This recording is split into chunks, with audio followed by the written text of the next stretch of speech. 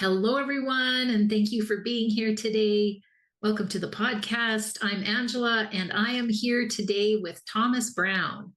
And Thomas lost his brother to suicide in 2001.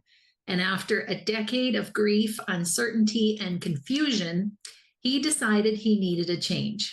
So in 2012, along with a friend who had also lost a brother to suicide, he set out on a cross-country bicycle tour for suicide awareness and the healing power of art. They started on the northern edge of the Golden Gate Bridge in San Francisco and ended in Wappingers Falls, New York. I hope I said that right. Wappingers. Wappingers. Okay, good. Thanks for correcting me on that. Okay, so ended in Wappingers Falls, New York at the Chapel of Sacred Mirrors, the art retreat center of artist Alex and Allison Gray. Since his return, he has spent 3 years as a group facilitator for a local mental health facility, helping others who have lost loved ones to suicide. In 2015, he launched a podcast called Inner Monologue, a conversational interview show where others shared their journeys of trials and tribulations. And recently, he published his book, 2012, A Bicycle Odyssey, which tells the tale of his cross-country adventure. So thank you so much for taking the time today. I really appreciate it. Thank you for having me. This is a pleasure. I appreciate it.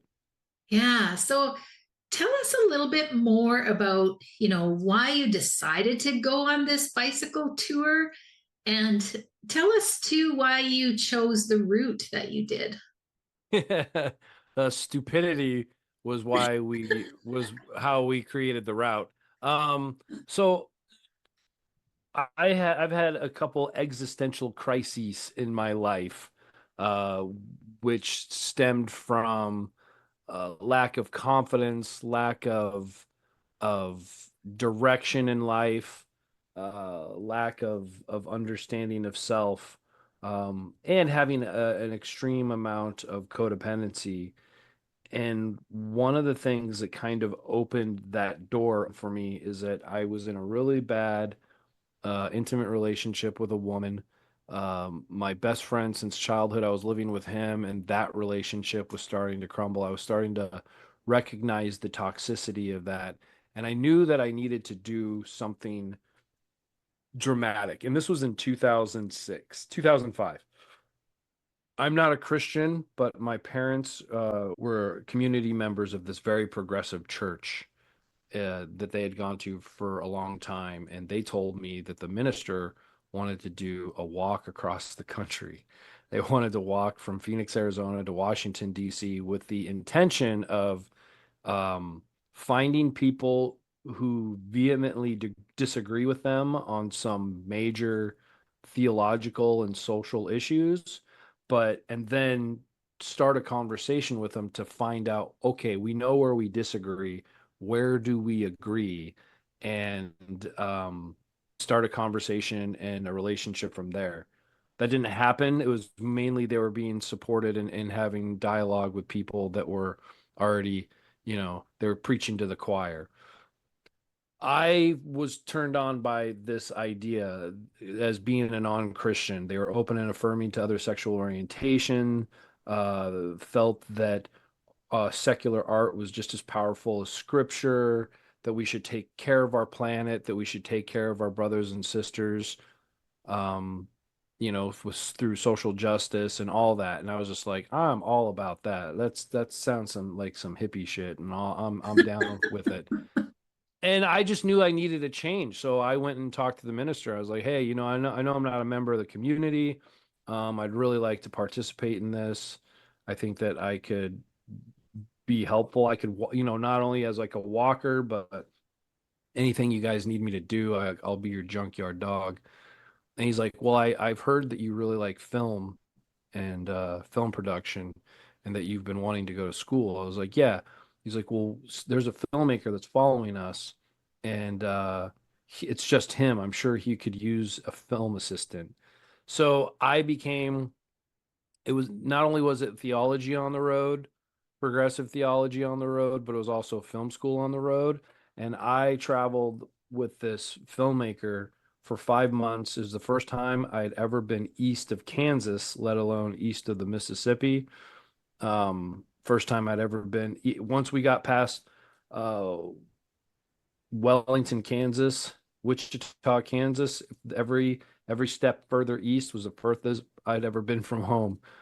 And it was just a really extraordinary trip. And I started to gain confidence in myself. I started to detach from like some of my codependency issues. Um, and so when I came back, I was changed, and I knew that like something like that had changed. And I really liked the idea of walking. I kind of felt like Frodo and Samwise and the other hobbits traveling one foot at a time, one step at a time through Middle Earth. And I just like the idea of kind of like life on the road.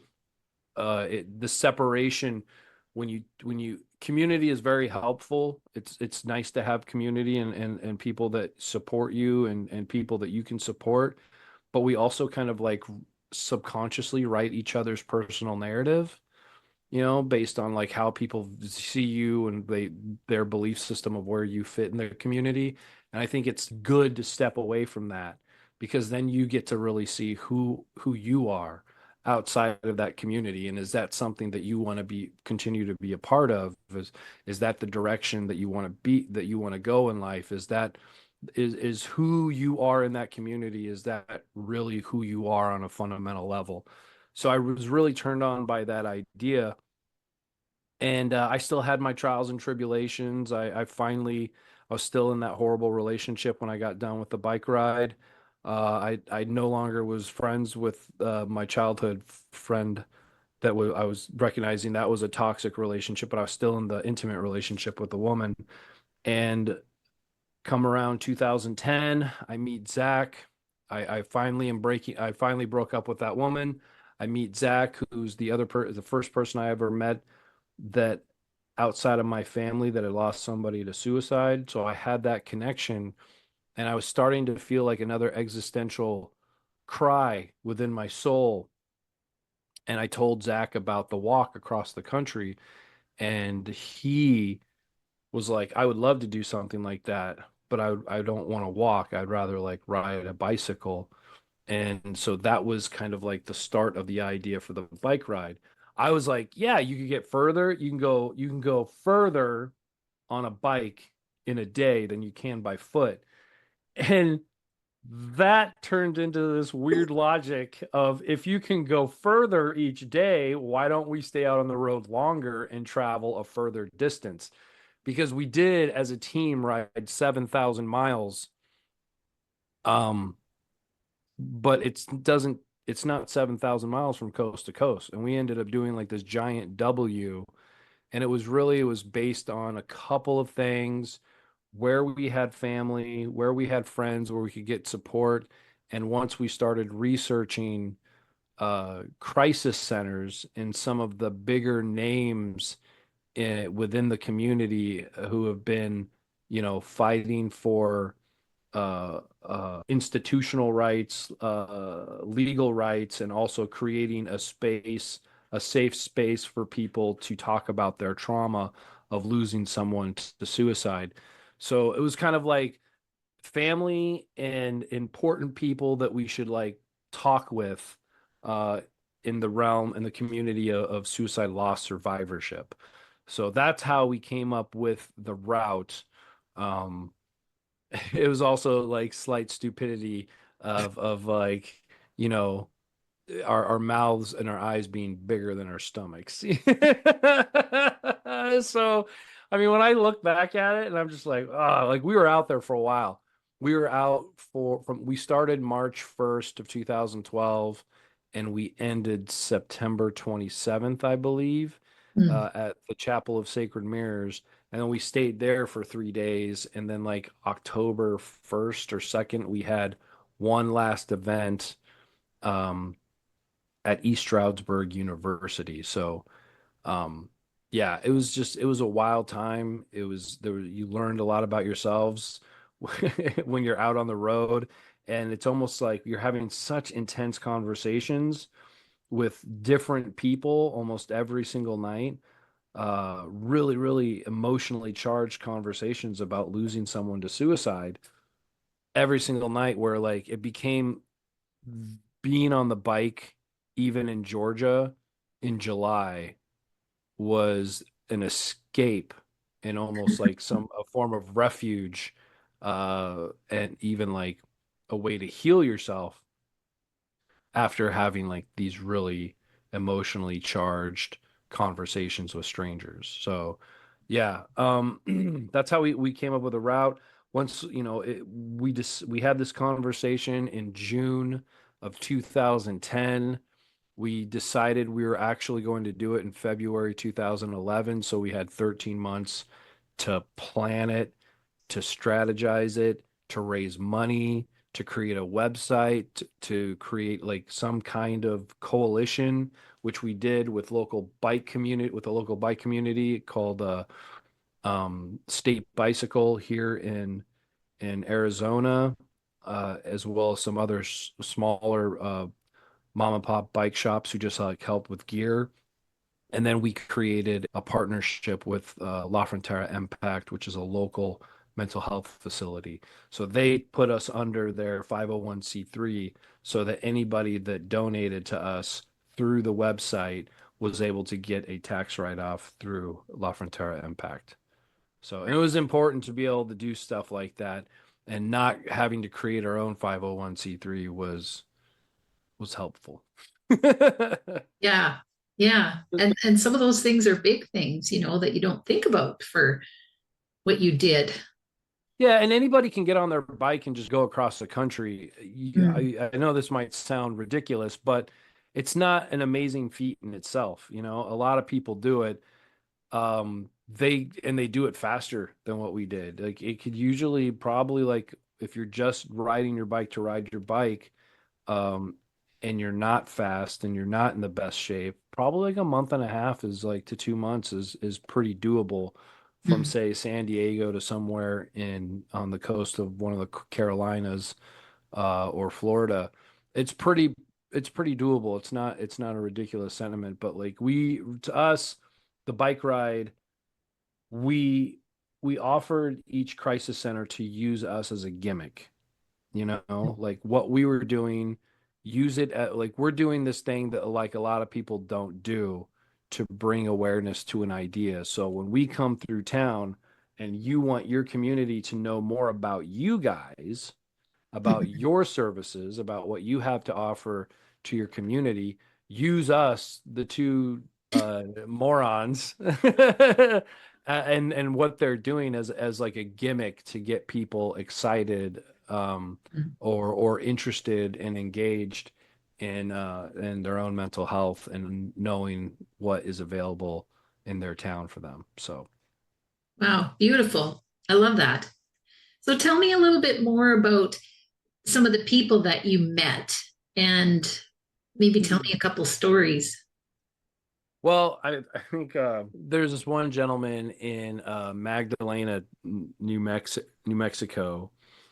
Um, Magdalena is a small, small, small town on the western side of New Mexico, about like central west side of the state. We got there a few days after.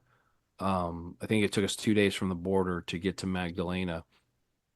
And they have like a gas station, they have a motel, and they have like a restaurant slash bar. And that bar was probably the entertainment for like at least 150 miles in every single direction. Like, and we went there. We're like, we need, when you're riding your bike, you just need to fill up on calories.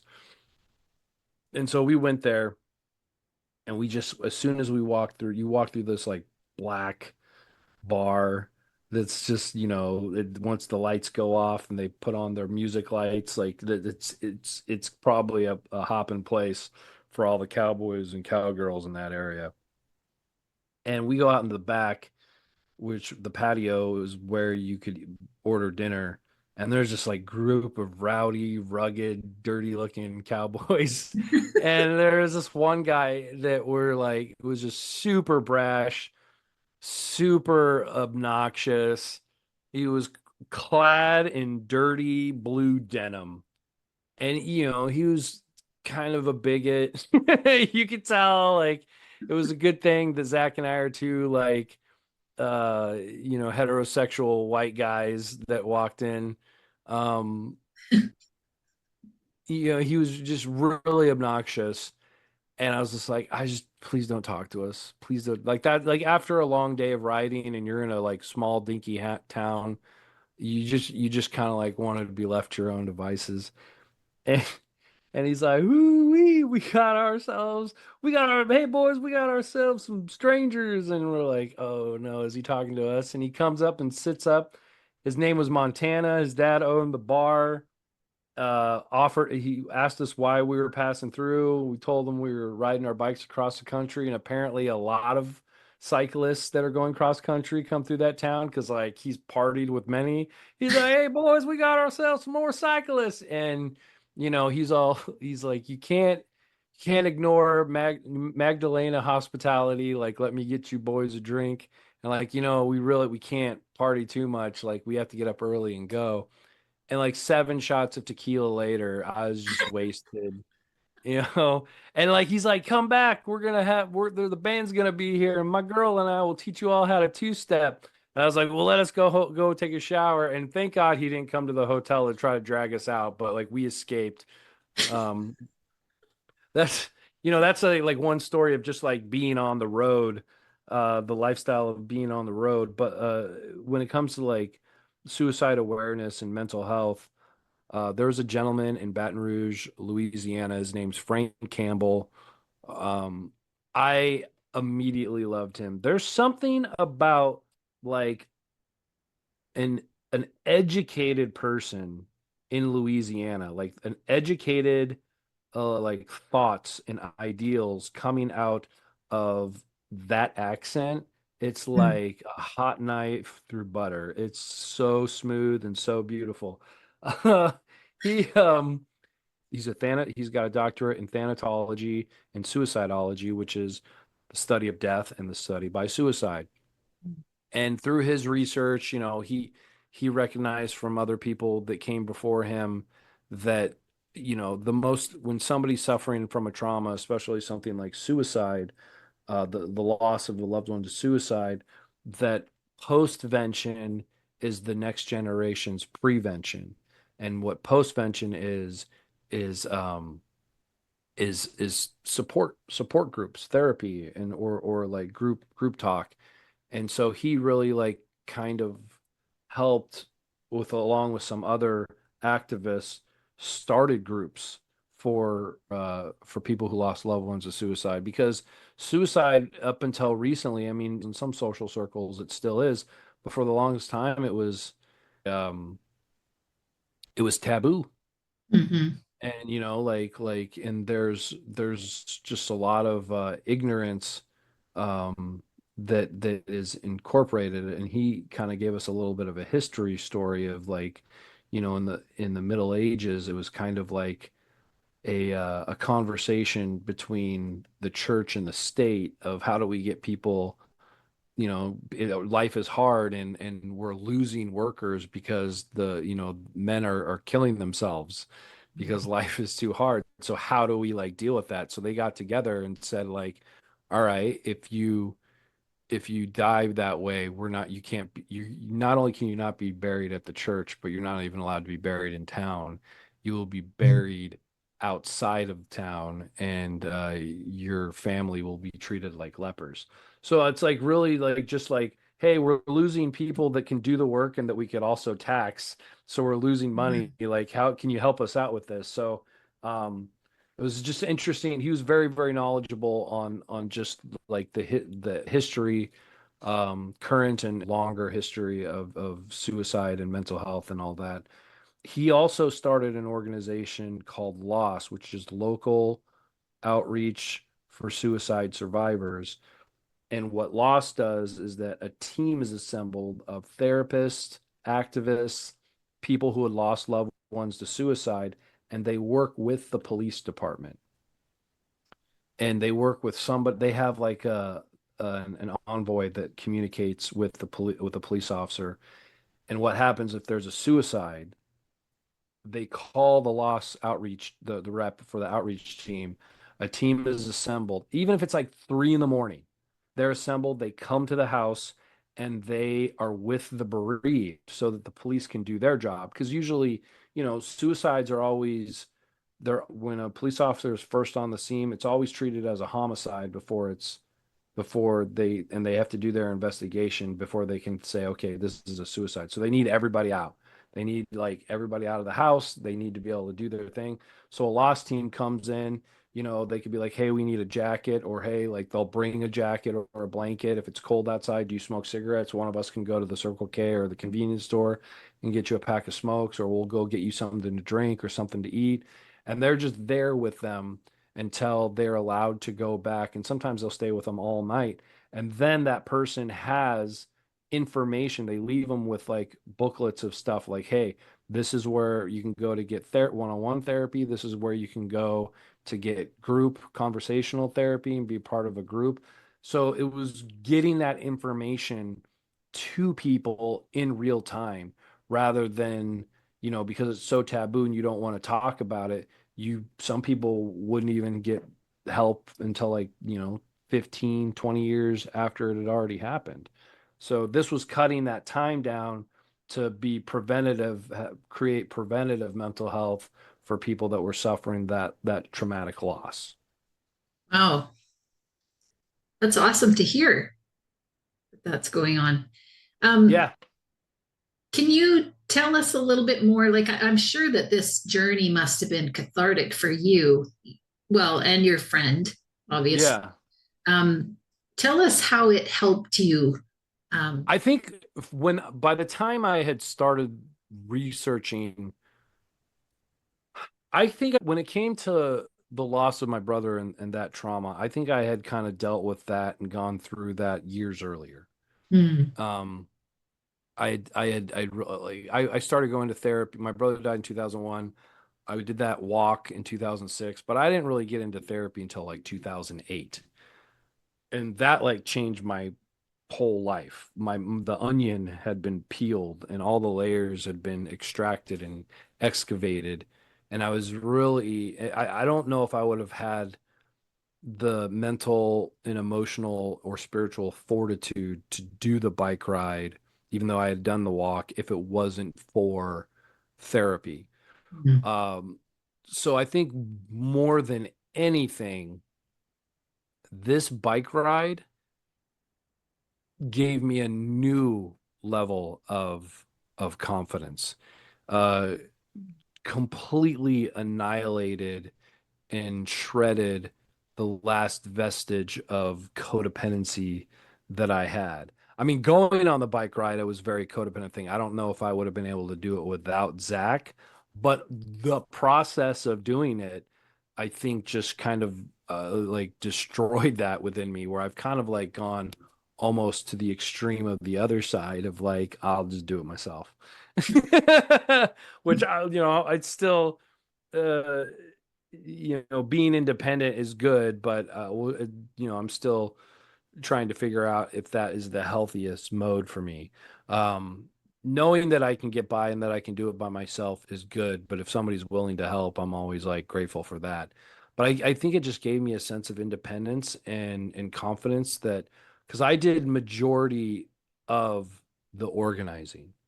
Like 13 months sounds like a long time mm, to plan something like this, but it's really not because you it would have been very helpful if there was like a team of people with like maybe 5 people and each of 5 people assisting me and then each of us taking like a few different states and we're responsible for those contacts instead of me being responsible for like 99% of all the mm, contacts from the 21 states that we traveled through.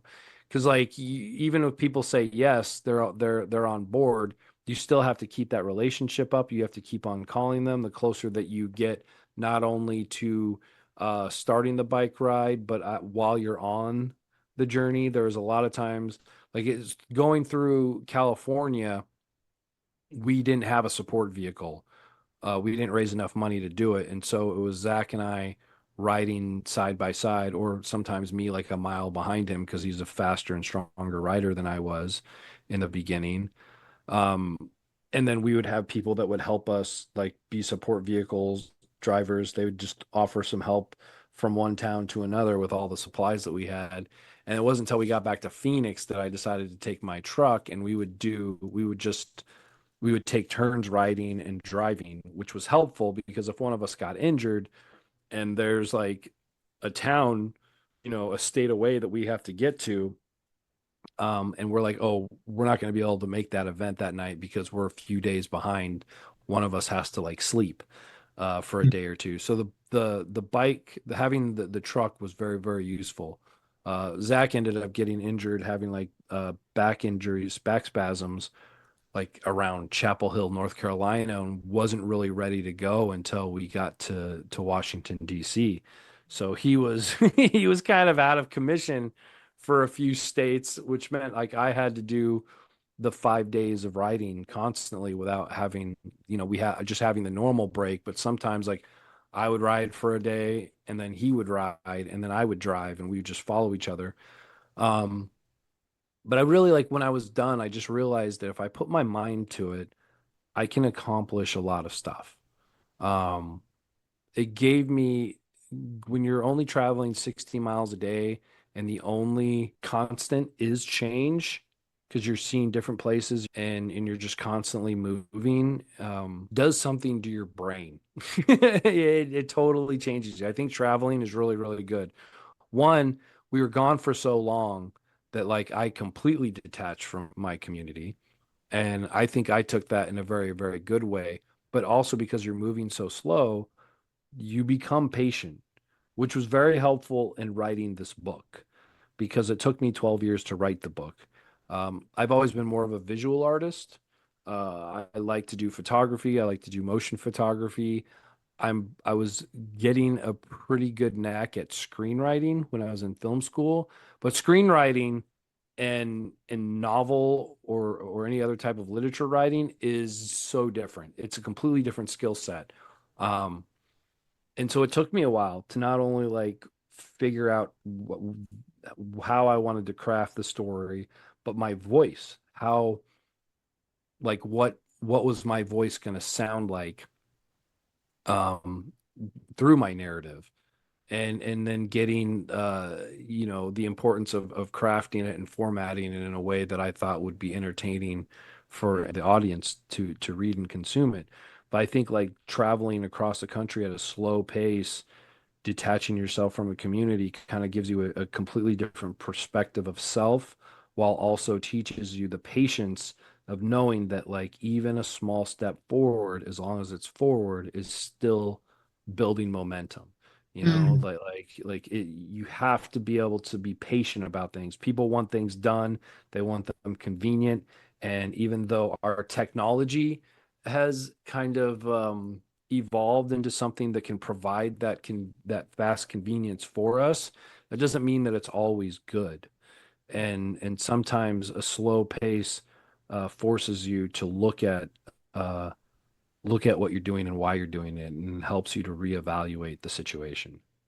Hmm. Yeah, for sure. And I know that like this tour had an art flair to it, and so I want to talk to you about how the creativity and how that can help us understand ourselves better through the process. I think like to me, self-awareness is the only game in town.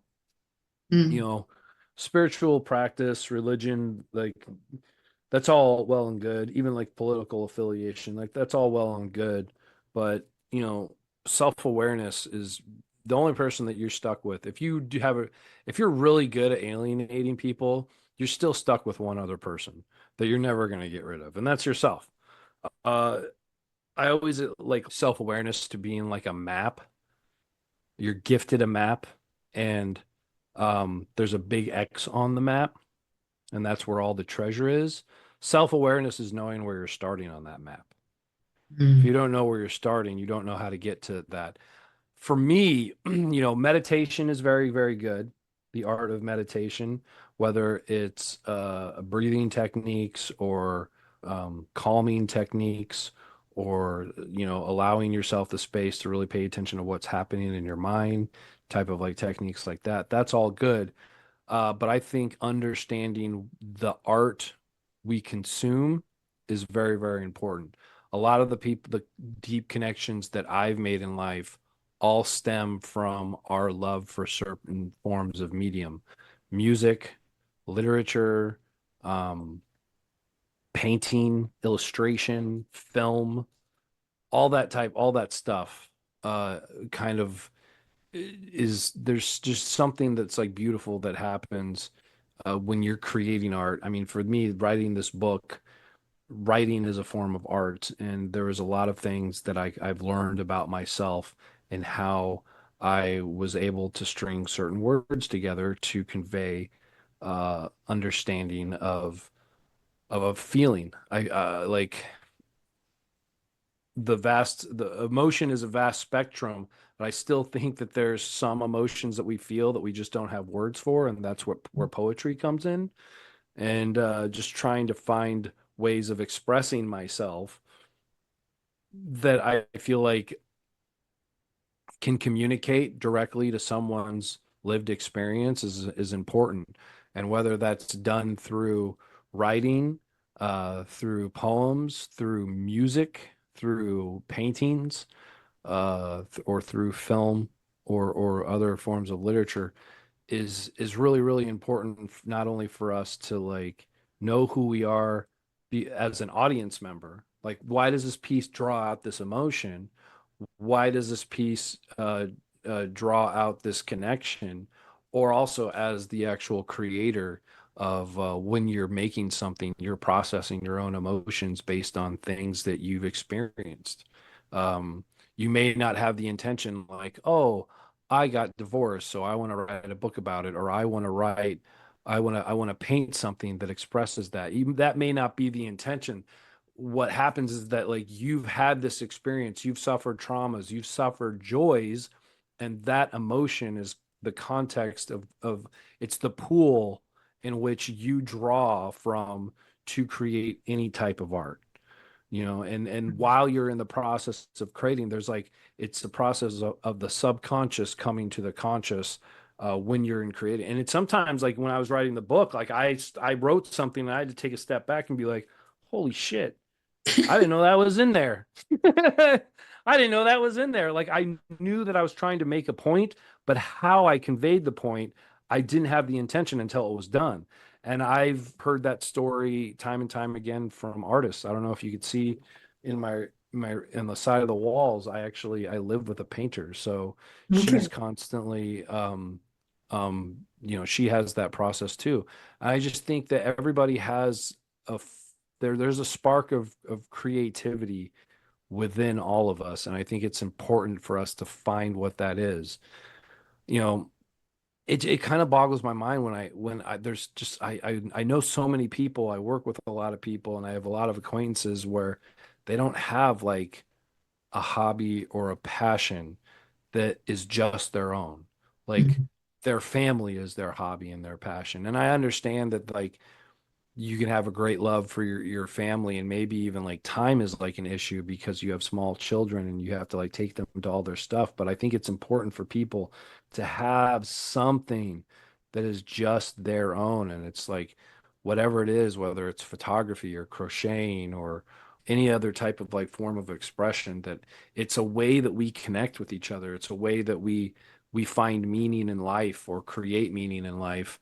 And I think that you know art is a great way of like helping you deal with the process of any type of like mental unwellness, or just trying to figure out who you are as a person, and understanding like how some type of experience has affected you. So that was very, very important. And we chose our route, specifically the Golden Gate Bridge, because another art piece, a documentary that was created, probably like a few years before the bike ride, probably like 2009. It's called The Bridge, and it's about the people that have gone to the Golden Gate Bridge and jumped off to end their life. So we wanted our starting point to be something that is very connected to like the suicide community, the suicide survivors community. So we chose the Golden Gate Bridge, but then we chose the Chapel of Sacred Mirrors because if you saw Alex Gray's paintings, it's all about transcendence. It's all about how the physical is connected to the spiritual. The majority of his art is inspired by psychedelic journeys that he's gone on intentionally, and but you see like all of this beautiful color, the connection of the physical body to spiritual realms, incorporating different iconography of spiritual practices within it. And we wanted our bike ride in itself to end at a place that represents transcendence and change, and transmuting through turning the true alchemy of turning grief into a lesson, turning lead into gold. And so in and of itself, our route, just with the beginning and the ending, was kind of like our own performance art of of and going through the trials and tribulations of destroying yourself. I think like when we watch movies, it's important, like what is it? Why do we watch this movie? Is it just for aesthetic? Is it really just for aesthetic? And maybe you really believe that on a conscious level. Like I just like the aesthetic of this. I like cowboys, so I'm gonna watch Yellowstone. Or I like fantasy, so I'm gonna watch, House of Dragons.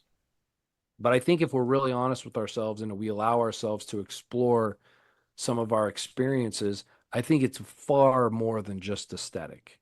I think we're just kind of like conning ourselves that it's only the aesthetic that we're interested in.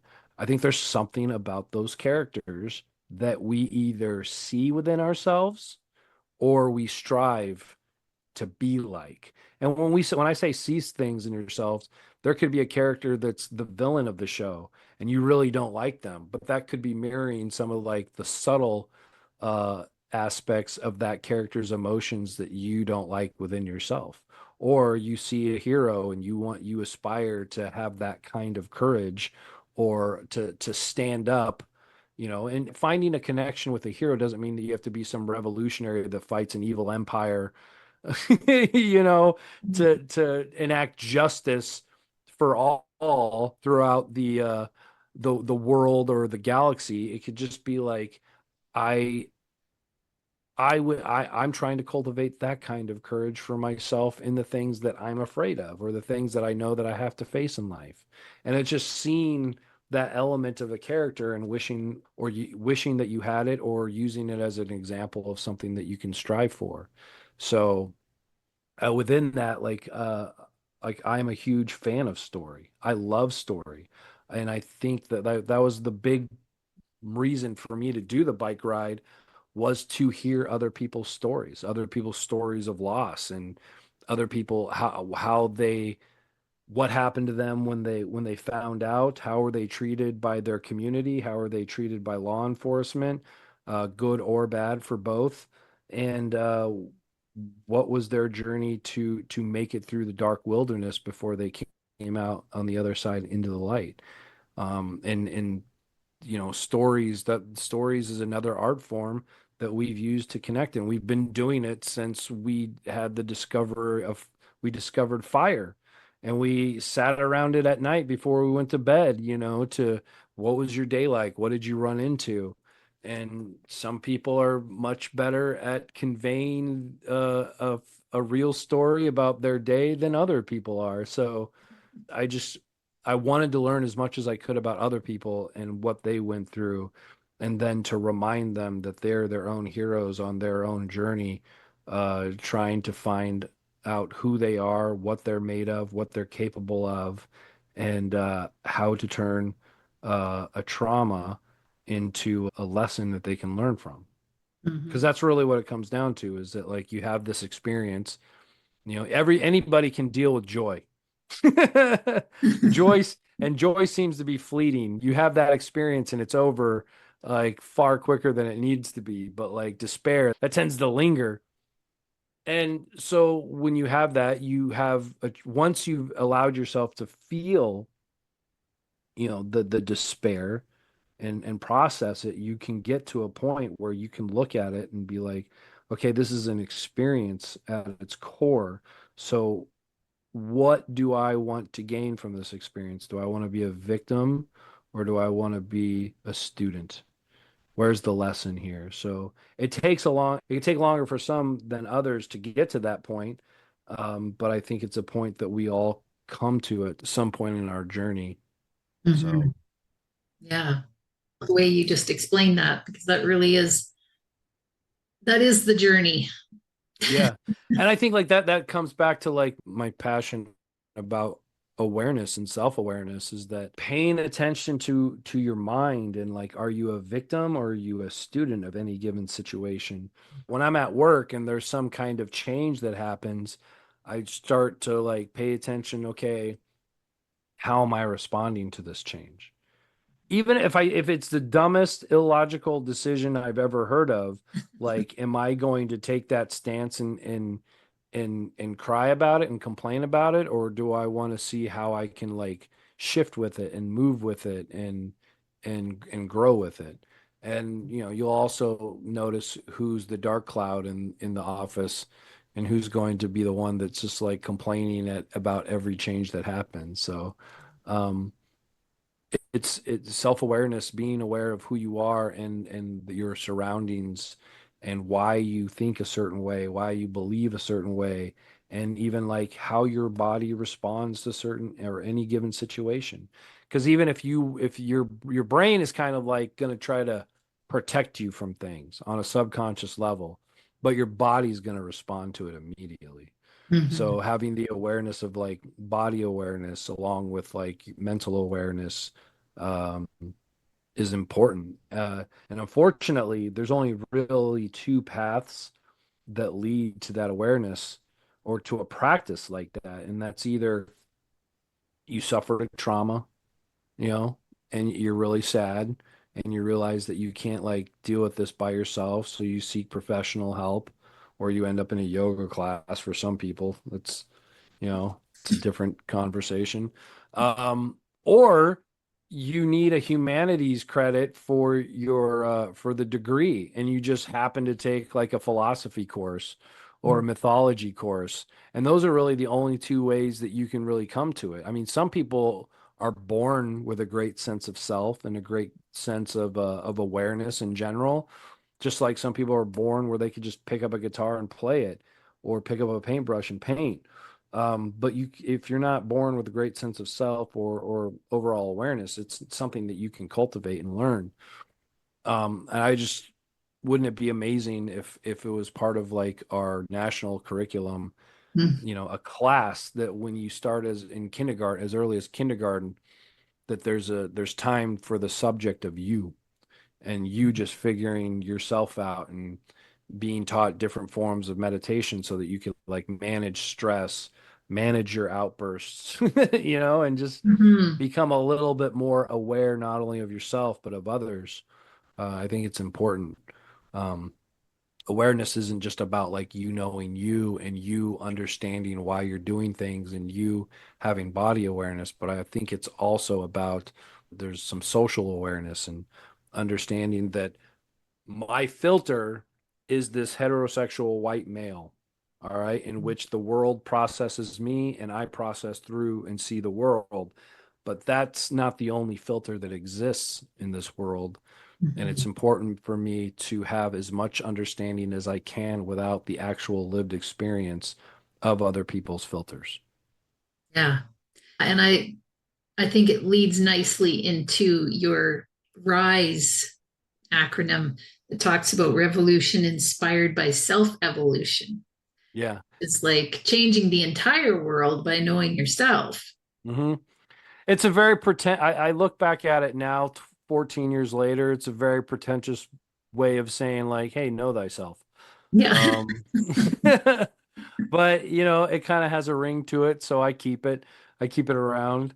Mhm. But yeah, that was like the thing that like this idea of self-awareness was already forming before we went on the bike ride, and I think it was just reaffirmed uh through other people's stories. Because that's the thing about a story is that you're never gonna, even in the most commercialized, piece of art, it's still the reason why people are drawn to it is because it's not just the aesthetic, it's because there's a human story in there. There is some type of archetype that an audience member on a subconscious level, if they're not conscious of it, that they're connected to. So like I said, I will take this to my grave. Like self-awareness and awareness is the only game in town. And the great thing about it is that I can feel that I have the confidence without sounding like a huckster by saying that self-awareness is the only game in town, is that I can't sell you my self-awareness to you. Mhm. Self-awareness, go back to the first word, self. It's your journey. You're stuck with you from cradle to grave.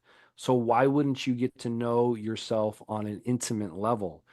And not only like to get to know yourself on an intimate level is to be aware of, to be honest about your blind spots. You got to learn your blind spots. You got to be honest about your blind spots. Uh, I sometimes come across as self-deprecating, but I think it's like me. I don't see it as self-deprecating. Like, why would I let you ins try to insult me if it's something I know is true about myself?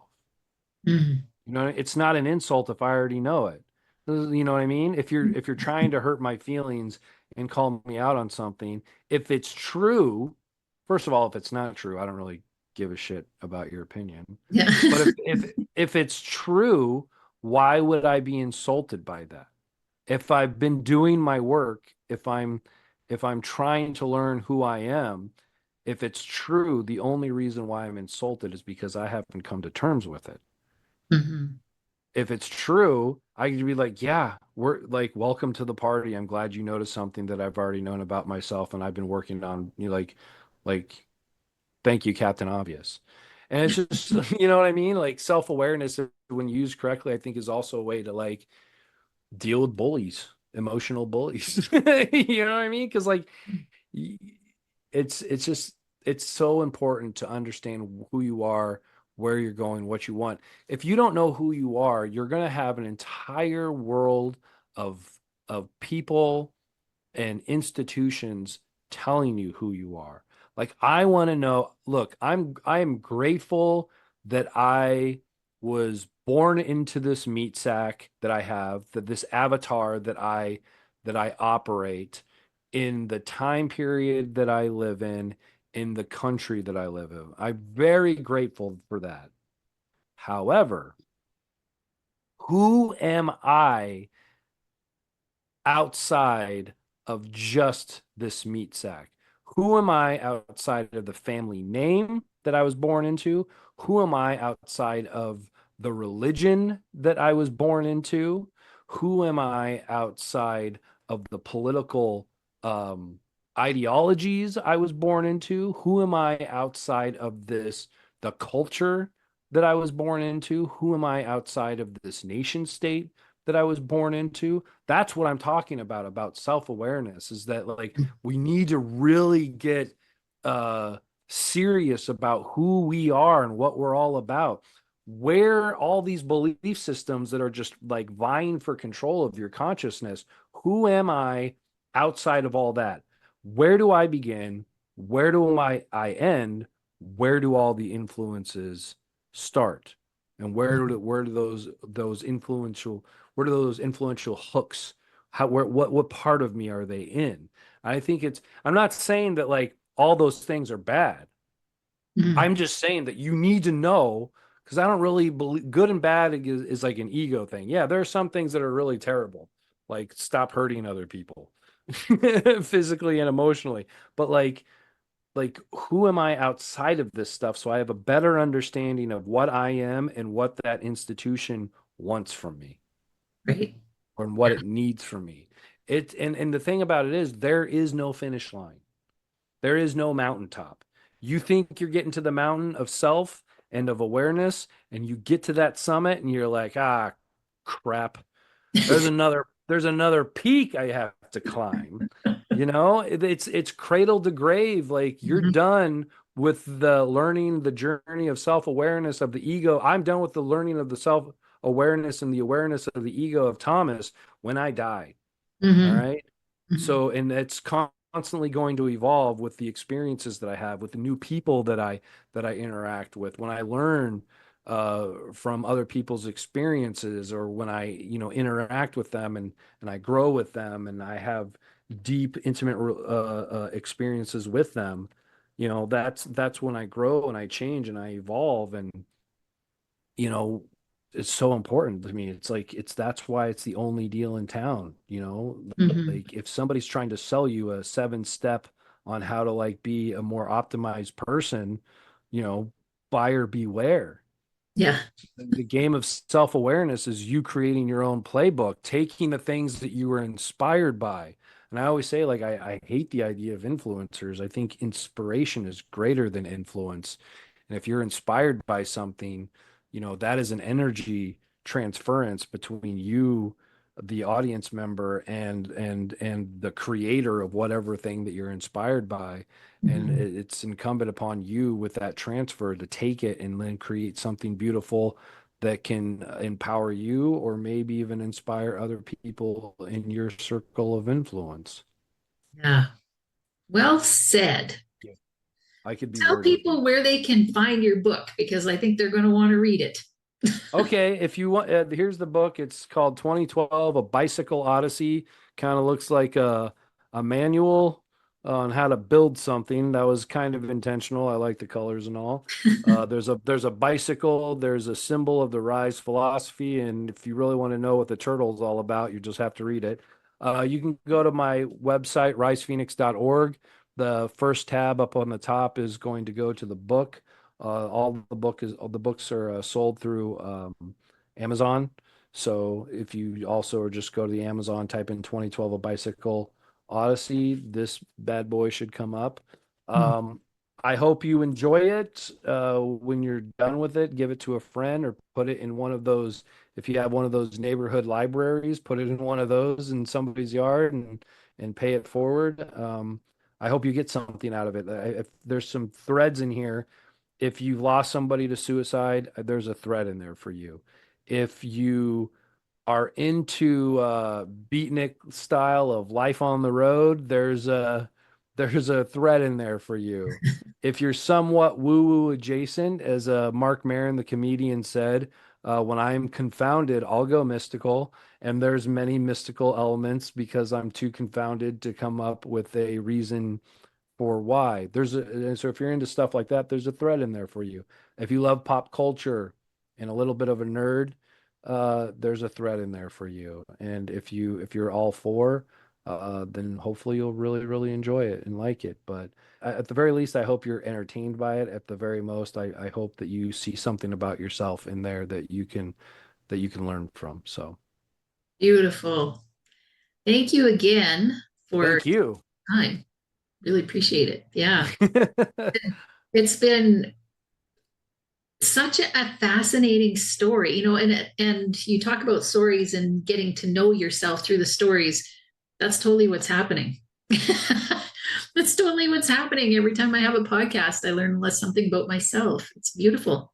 Yeah. Yeah, and it's thank you very much. I'm super grateful for the opportunity to be on here. And I think like people that have podcasts like you that allow other people the opportunity to share their story, because you never know, like there could be somebody out there that is feeling like they're completely alone, and then they come across your podcast and they hear a guest talking about an experience, and they're like, "Oh my God, I'm not the only person that Mhm. has had that experience, this person telling their story on the podcast, like I'm not alone." I think that's helpful. Story is connection. Yeah, absolutely. Well, thank you. Thank you. And I want to thank everyone for watching, and bye for now.